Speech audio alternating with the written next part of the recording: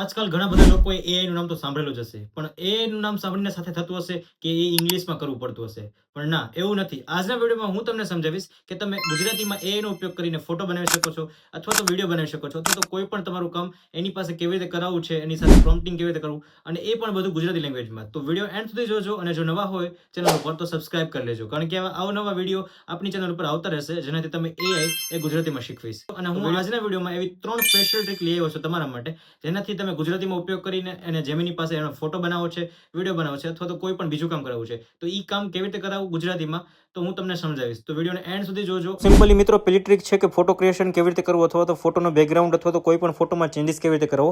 તો અહીંયા મેં સિમ્પલી મારો એક ફોટો જે મારે લેવાનો હતો એ મેં ફોટો લઈ લીધો છે, અને હું અહીંયા પ્રોમ્પ્ટિંગ કરી દઈશ કે આ ફોટોનો બેકગ્રાઉન્ડ ચેન્જ કરી આપો મને. તો અને આ સિમ્પલી રીત છે કે તમે ટાઈપ કરીને અહીંયા એને ઇન્સ્ટ્રક્શન અથવા તો પ્રોમ્પ્ટ લખી શકો છો. અને બીજી રીત એવી બી બની શકે કે તમે એને વોઇસ ઓવર કરીને તમારું ઇન્સ્ટ્રક્શન આપી શકો છો.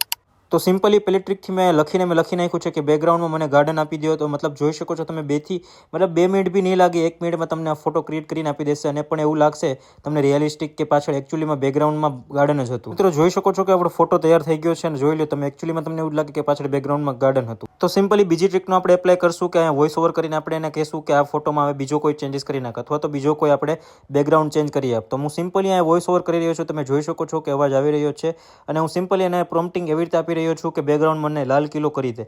તો મતલબ જોઈ શકો છો કે સેમ જે રિયલિસ્ટિક આપણે ફોટો આવ્યો તો એ મુજબ જ આપણે કરી નાખીએ. મતલબ તમે કોઈ પણ ફોટોનું બેકગ્રાઉન્ડ ચેન્જ કરવું હોય, અથવા તો તમારું જે કોઈ બેકગ્રાઉન્ડ જોઈએ છે તમે લઈ શકો છો. અહીંયા મેં એક્ઝામ્પલ આપ્યું છે લાલ કિલ્લાનું અથવા તો ગાર્ડનનું. તમારે જે કોઈ વિડીયો અથવા તો તમારે બેકગ્રાઉન્ડમાં જે કાંઈ વસ્તુ લેવી છે તમે લઈ શકો છો, અને સિમ્પલી રિયલિસ્ટિક આખો ફોટો તૈયાર થઈને આવી જશે. તમે જોઈ શકો છો મેં કીધું તું લાલ કિલ્લો અહીંયા લઈ દે, તો મને તરત જ લાલ કિલ્લો આવી ગયો, અને એમ લાગશે કે તમે એકચ્યુઅલીમાં જો લાલ કિલ્લા પાસે ઊભો હોય. તો મિત્રો બીજી ટ્રીક એ સામે આવે છે કે વિડીયો ક્રિએશન પણ તમે કરી શકો છો જેમિનીનો ઉપયોગ કરીથી.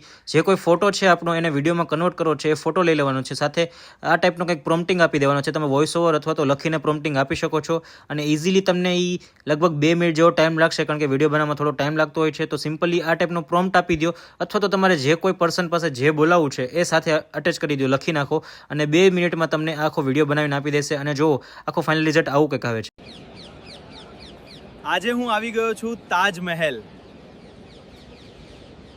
અને ત્રીજી ટ્રીક તો મિત્રો તમારા માટે ખૂબ જ કામમાં આવવાની છે, કારણ કે કોઈ પણ બેંકના લેટર હોય છે, અથવા તો કોઈ બીજો કોઈ લેટર આવ્યો છે તમને સમજાતો નથી, અથવા તો તમને કોઈ નોટિસ આવી છે, જીમેલ આવ્યો છે, અથવા તો કોઈ પણ તમને પ્રોબ્લેમ આવી છે જે તમને ઇંગ્લિશમાં નથી સમજાતો, તો તમે આની પાસે ટ્રાન્સલેશન કરાવી શકો છો, અને ઇઝીલી તમને આખું તેનું સમરી છે અથવા તો તેનું કેવું એક્સપ્લેનેશન છે બધું જ તમને કરીને આપી દેશે. અને સિમ્પલી તમારે સેમ પ્રોમ્પ્ટ યુઝ કરવાનું છે, લખવાનું છે, તમારે જે કંઈ પણ એમની પાસે જોઈએ છે એ લખી નાખવાનું છે કે મને ગુજરાતીમાં ટ્રાન્સલેટ કરી દે, અથવા તો ઇંગ્લિશનું છે તો ગુજરાતીમાં છે, તો ગુજરાતીનું છે ઇંગ્લિશમાં છે. કોઈ પણ કસ્ટમ ઘણી વખત એ લોકોને ન આવડતું હોય ઇંગ્લિશ, તો પણ ઇંગ્લિશમાંથી ગુજરાતી અથવા તો ગુજરાતીમાંથી ઇંગ્લિશ ટ્રાન્સલેટ થઈ શકે.